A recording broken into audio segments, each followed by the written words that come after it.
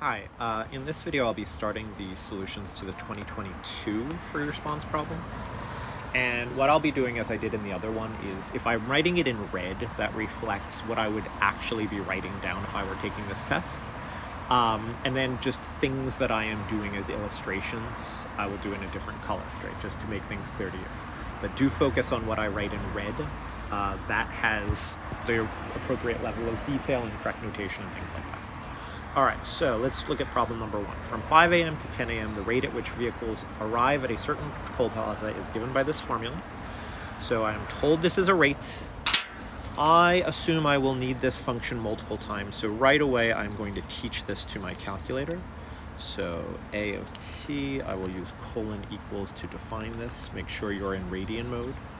So this would be 450. Oh, I am not in radian mode, so let's change that.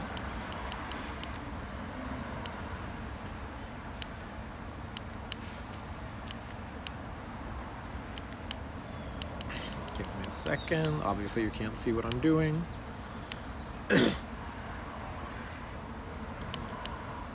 Okay, now I'm in radian mode, so 450 times the square root of sine and then 0.62t. So I am just double checking, triple checking that what I have in my calculator is exactly the same as this. Okay, so this is the rate. And this goes from 5 a.m. So we're starting the clock at 5 a.m. So let's just make a note of that. 5 a.m. is actually t equals 0. Oh, not red. 5 a.m. is t equals 0. And they actually give us hints on that as we go. And this is in vehicles per hour. And traffic is flowing smoothly, so at 5 p.m. there are no vehicles waiting in line. Okay, so A, write but do not evaluate an integral expression that gives the total number of vehicles that arrive at the toll plaza from 6 a.m. to 10 a.m., which was from 1 to 5. So A is the rate. When we integrate a rate of change, we get the overall change. So the idea is cars are coming up to this toll plaza at a certain rate. If we take the definite integral of that, that will give us the total amount that have arrived. Right? If you integrate the rate of arrival, you will get the total change in how many have arrived. That's the number that have arrived. So this would just be the definite integral from 1 to 5 of a of t. And so this is just 1 point for understanding this conceptually. Now let's look at B. Find the average value of the rate in vehicles per hour at which vehicles arrive at the toll plaza from t equals 1 to 5. So you could do this actually intuitively and just say this is how many have arrived over the course of 4 hours, so I will divide that by 5. But that, of course, is the same as this calculus concept of average value. So the average value of a function, right, we would be doing the same integral to find the average value of a of t. We would integrate that from 1 to 5 and then divide that by 1/4. And here they actually want the number. So let's do that on the calculator. This would be 1/4 times calculus menu, the integral from 1 to 5 of this function a, which I have already taught to my calculator. And I am getting 375.537. They're giving us the units already, so you don't have to mention them, but you could mention them again. Vehicles per hour.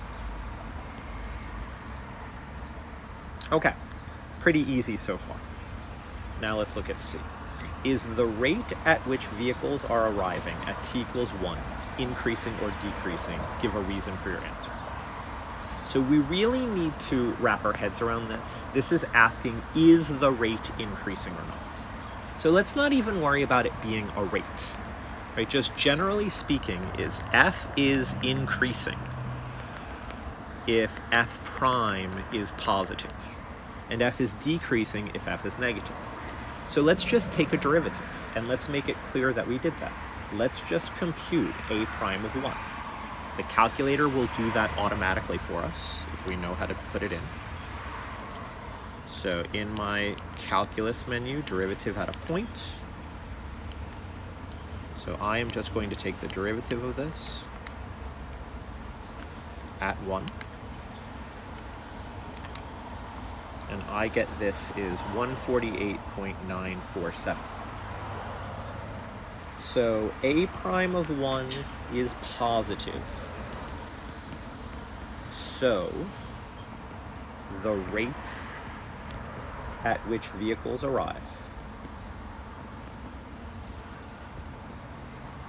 is increasing at t equals 1. I am clearly showing here is the derivative. I use notation to explain what I'm doing. Here is the answer, and then I am writing a sentence to explain things. Don't leave out details. Make it clear exactly what you're thinking. Don't think it's obvious that it's increasing because it's positive. Say it's increasing. Say the rate is increasing because that derivative is positive. And now D, these probably going to be much harder because the first 3 were pretty straightforward. And it certainly looks harder. So a line forms whenever the rate of arrival is more than 400. Right? This toll plaza can only handle so many cars at once. And the number of vehicles in line at time t is given by this formula, where a is the time where the line first begins to form. So to the nearest whole number, find the greatest number of vehicles in line at the toll plaza in that time interval, justify your answer. So here's what we want to figure out. We want to figure out where a is. So a is the time where this thing first occurs. So here's what I'm going to do. I'm going to say a of t equals 400. Right? I am writing down what I'm thinking about. And I want to look at the graph of this. Right? I could just do numerical solve, but that might not help me really understand what's going on. So I am going to add a graph. I'm going to graph the function a. Call it a of x so you can graph it. I'm going to graph the horizontal line, y equals 400. And I'll set up a window that seems reasonable for this. So I'll look at this over the course of maybe 6 hours. I'll let y go from, say, 0 to 600. And just on the side here. So here's 400. This is just what I'm seeing on my calculator. And then a looks something like this. Right, this is a of x, a of t. Well, a of t. So let's figure out where this is. This is where the line first starts to form. And I drew this in red, but this is just me showing you what my calculator looks like. So you can do that by numerical solve as long as you're finding the first one. I'm just going to do the intersection because I have my graph already. So I'm noticing that this happens around t equals 1.46937. This is not my final answer, so I don't want to overround. So this occurs when t equals 1.46937, and we're calling that a. So after about 1.46 hours, a line starts to form. So now, the question here is, to the nearest whole number, find the greatest number of vehicles in line at the toll plaza in that time interval from a to t goes between 0 and 4. Let's find this other intersection while we're here. I think I might need that.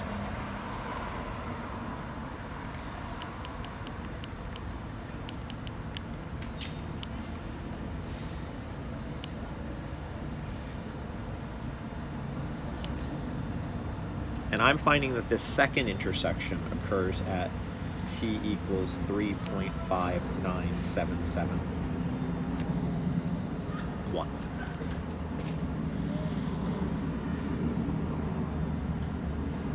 So here's what's happening. Maybe intuitively you can understand what's going on, and that'll guide your solution. So this is all just scratch work on the side. I really shouldn't be writing it in red. But this stuff over here is what I would actually write down. This is just me making some notes. Originally, the cars are arriving slowly. Then, for all of this time, they're arriving at faster than 400 cars per hour. If they keep arriving faster than 400 cars per hour, the line keeps getting longer and longer and longer until this point occurs. So intuitively, this is probably where it's at its maximum, right? They keep arriving too fast and too fast and too fast. The line will get longer and longer and longer until they start arriving slower than they can be handled. They can be handled at a rate of 400 cars per hour. If they're arriving faster than that, the line just gets longer and longer and longer. But let's really try to use some principles here. We want to find a maximum. So we can say n of t will take a maximum at an endpoint or a critical point. Say that sentence. Make your thought process clear. Our endpoints would be A, which is 1.46937, and t equals 4. Our critical point would be where n prime is 0 or undefined. And let's look at this. N is defined using a definite integral. So we know that the derivative of something of this form is just the function inside. So that would be a of t minus 400, and we want to know where that's equal to 0. That's essentially the same as saying a of t is equal to 400, and I already figured out where that happens. So that happens when t is equal to a. So here, let me just do this. Let me put an arrow. T is equal to a, which we already found, or t is equal to 3.59771. So I have 3 candidates. This is the beginning endpoint, which is also a critical point. This is the ending endpoint for how they set up the problem. And this is the critical point in between. So we want to find the maximum for n. Let's just evaluate all of these. Let me give myself a little more room. So n of a would be the definite integral from a to a of t minus 400 dt, which is clearly 0. N of 3.59771 would be the definite integral from a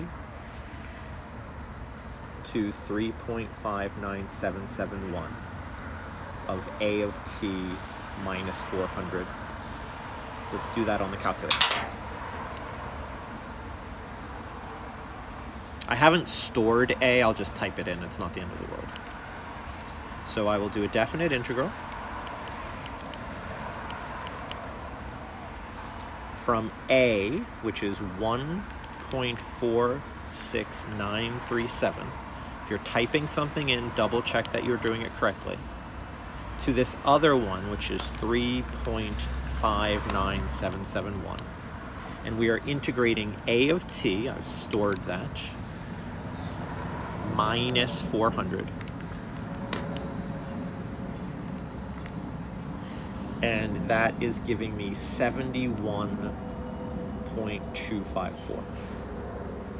N of 4 would look like this.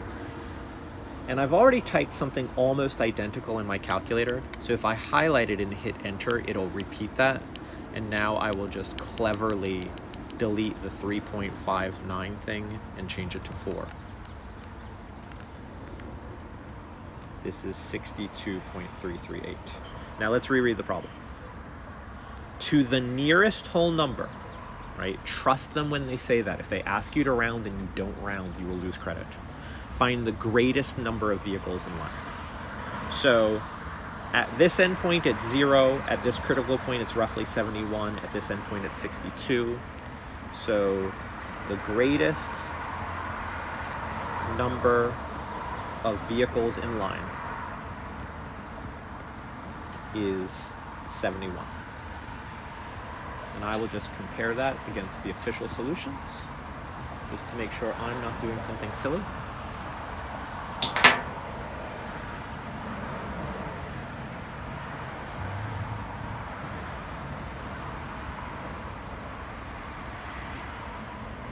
And this was worth 4 points total. So the whole thing is 9 points in 4 parts. This part alone is almost half of it. Basically, the rough breakdown is you get a point for understanding that a critical point is involved, even if you can't find it. You get a point for understanding that these numbers are involved. You get a point for getting to the correct answer, and you get a point for presenting everything in a way that's convincing. All right, now let's look at this problem. So I'm going to just start a new document. I have a graph of F, a graph of G. It's probably a good idea to just teach both of those to my calculator right away so that I can use the names. So I'm just going to start a new document. And right away, I will just teach it what f of x is.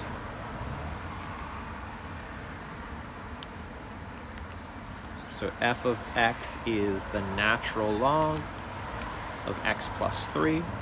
I will double check, triple check that I have typed that correctly. Looks good. G of x colon equals is x to the 4th plus 2x cubed. Oops, I mistyped it. Good thing that I am checking everything. X to the 4th plus 2x cubed, that looks good. Okay, and they've shown a picture here. This point we're told is at x equals -2. This point they're calling it b. So probably right away I want to find what b is. Let's look at instruction number 1. So find the area of the region enclosed by those graphs.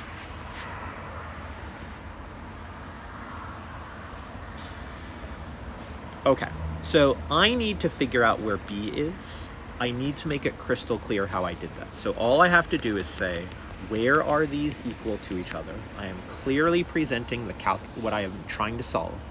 You can do the graph on your calculator and intersect. I'm just going to do numerical solve. And as long as I get the solution that's not -2, that's correct. So numerical solve, I will solve the equation f of x equals g of x. I already have names in my calculator, so this is easy to solve, comma x. And what I find x equals 0.781975. Right? It's not a bad idea to... Actually, maybe I'll need that number again. I'm going to store that as B. They're calling that B, right? So B equals this number. You can use store on your calculator to give that a name. So I'm going to call that B, and then it's in my calculator. So to find that area, right, hopefully you understand that a log graph does not look like this thing at the bottom. So this one is F and this one is G. They're not telling you that. So the area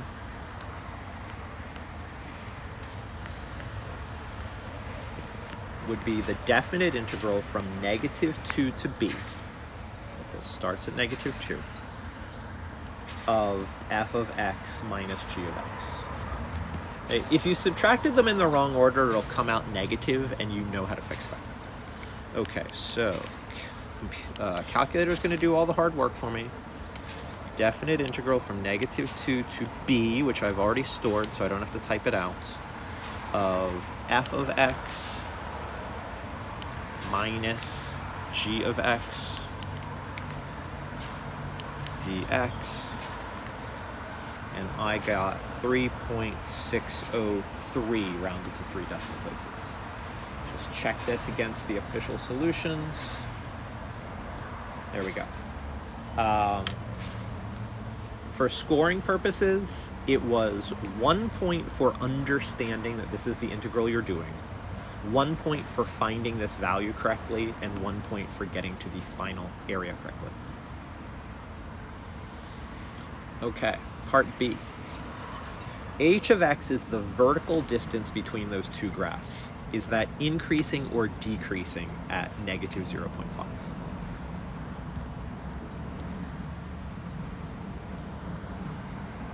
So h of x is just f of x minus g of x, which means h prime of x is f prime of x minus g prime of x. Right? I want to know if h is increasing or decreasing.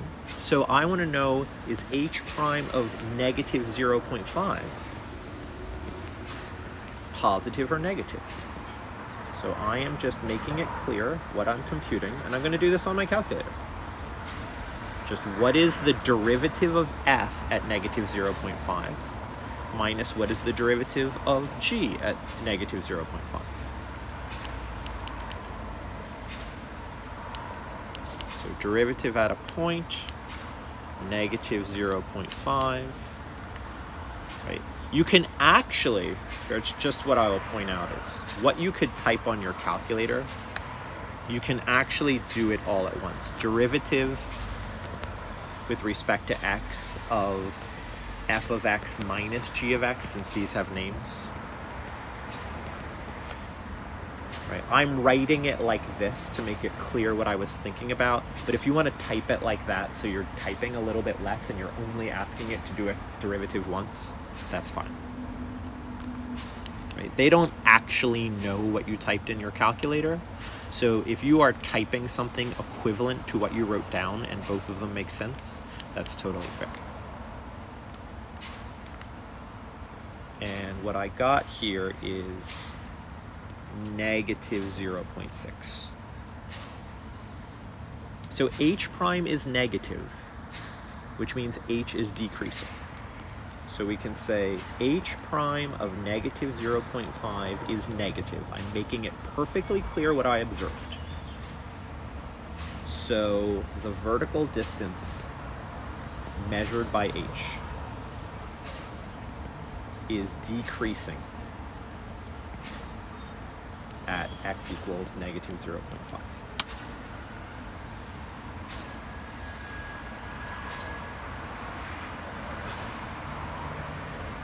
Okay, and that's worth 2 points.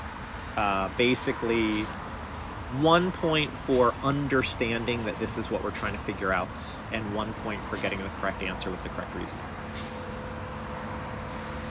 Okay, let's look at C. The region enclosed by those graphs is the base of a solid.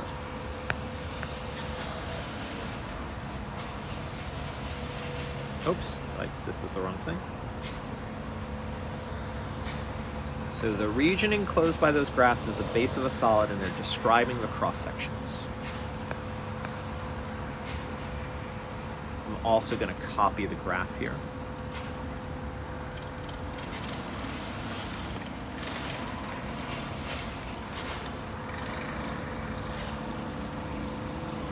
Cross sections of the solid taken perpendicular to the x-axis are squares. So if I just pick a value of x, here is the portion of the region that's in the base, and then up from that I will have a square. The area of a square is side squared, and the side is basically that distance, which is just f of x minus g of x. So my area is f of x minus g of x squared. So here my volume would be the definite integral from negative 2 to b, which is still stored in my calculator, of f of x minus g of x squared. You could call this h since we measured that before, up to you. So I'll put this in my calculator.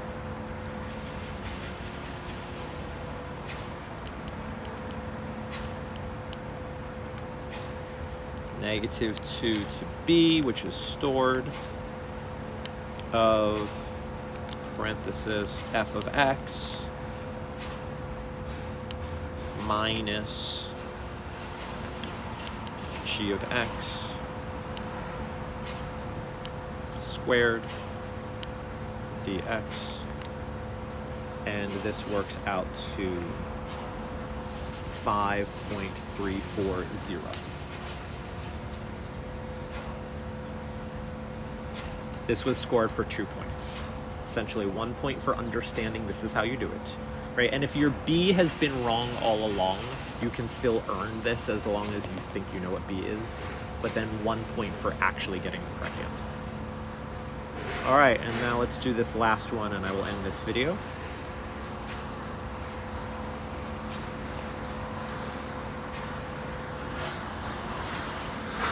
So we have a vertical line in the xy plane travels from left to right along this base.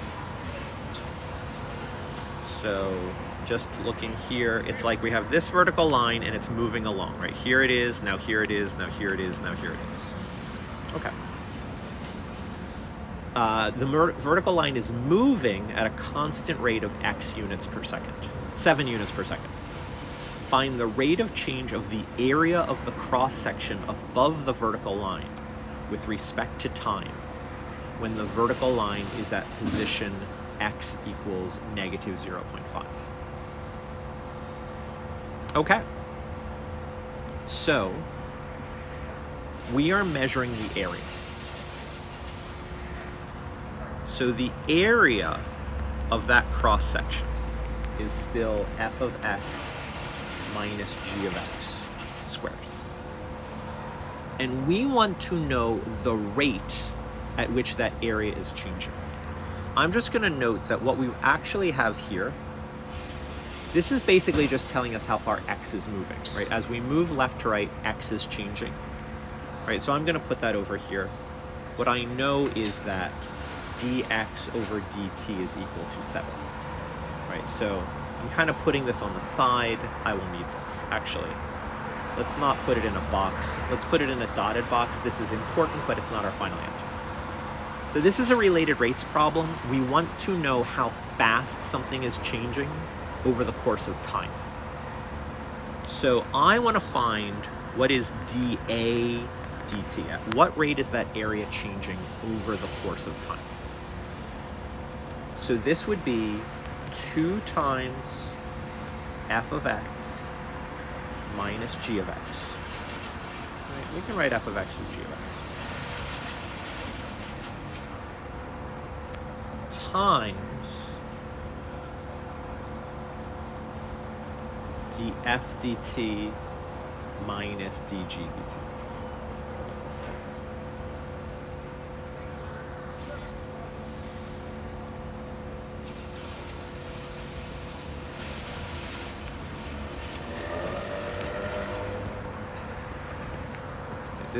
This is a challenging part of this problem. Now, this derivative here, we actually need to do some work on that. So what that actually is, right, and here's a little something that I will tell you. It looks like we're just cheating, but this is really helpful. df over dt, a way of thinking this by the chain rule, is df over dx times dx over dt. Similarly, dg over dt is dg over dx times dx dt. So what I have here is essentially f prime of x times dx dt minus g prime of x times dx dt. I'm going to add a page here. This is definitely one of the more challenging parts. Even if you can't do the whole thing, write down what you know. Maybe you get a point or two. So now we can evaluate. So at x equals -0.5, this rate of change would be 2 times f of -0.5 minus g of negative 0.5 times, now here's actually kind of the slick thing we have here. Right, they're setting this up so that you can use previous information if you're clever. This we actually evaluated before. If you notice, going back to part B, we evaluated this thing. Right? They're reusing that number on purpose. So that's negative 0.6.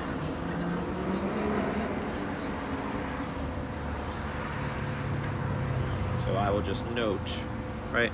I would say I'd make this part of my solution, that I already know that this is negative 0.6. So when I evaluate all of this, do this on my calculator, I would have 2 times, in parentheses, f, right, not a derivative, just literally f of negative 0.5 minus g of negative 0.5, let's make sure I have that in correctly, times negative 0.6, because that's what this is, we found that before, times 7. And what I'm getting here is negative 9.272, rounded to 2 decimal places. Right, this one is not easy at all. There's a chance that even I goofed up, so I'm going to look at the official solutions. Yeah. Now this was worth only 2 points, so they know this is kind of hard. This is almost like the extra credit. Right? Not that it's above 100%, but I think they know that very few students are going to get this correct. They're expecting well-prepared students to do okay on the first 7 points, and this is sort of a, determines who kind of has that extra. So if you can get even one of those points, that's really helpful. Okay, but I'm gonna end this video right now.